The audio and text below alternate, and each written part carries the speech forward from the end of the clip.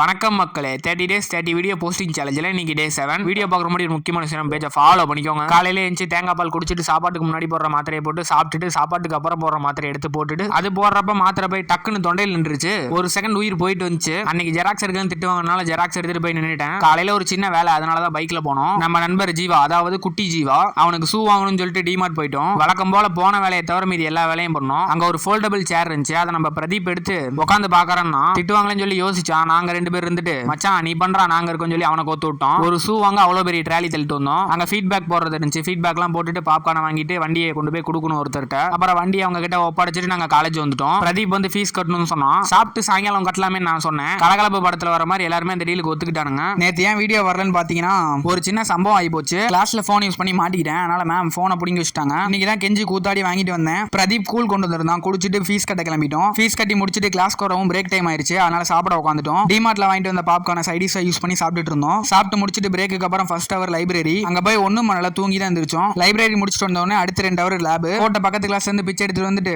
லேபுக்கு போயிட்டோம். லேபும் முடிஞ்சிட்டு காலேஜும் முடிஞ்சு பஸ்ஸுக்கு கிளம்பிட்டோம். என்னன்னு தெரியல, பஸ் இன்னைக்கு ஃப்ரீயா தான் இருந்துச்சு. அரை மணி நேரம் பயணத்திற்கு பிறகு வீட்டு வந்து சேர்ந்துட்டோம். எடிட் பண்ணலாமேன்னு வந்தா கேப்கட் கோளாறு கொடுத்துருச்சு. துணி துவைக்கிறது கூட கஷ்டம் இல்ல மக்களே. துவைச்சு துணியை மடிச்சு வைக்கிறதுக்குள்ள போதும் போதும் ஆயிருது. போன்ல சார்ஜ் இல்லைன்னு சொல்லி சார்ஜ் போட்டு அம்மா உப்புமா கிண்டி வச்சிருந்தாங்க. சாப்பிட்டுட்டு 100 டேவை முடிச்சுக்கிட்டேன். வீடியோ பிடிச்சா லைக் பண்ணிட்டு மறந்துடாம சேனலை சப்ஸ்கிரைப் பண்ணி வச்சுக்கோங்க. டே 8ல பார்க்கலாம். நன்றி, வணக்கம்.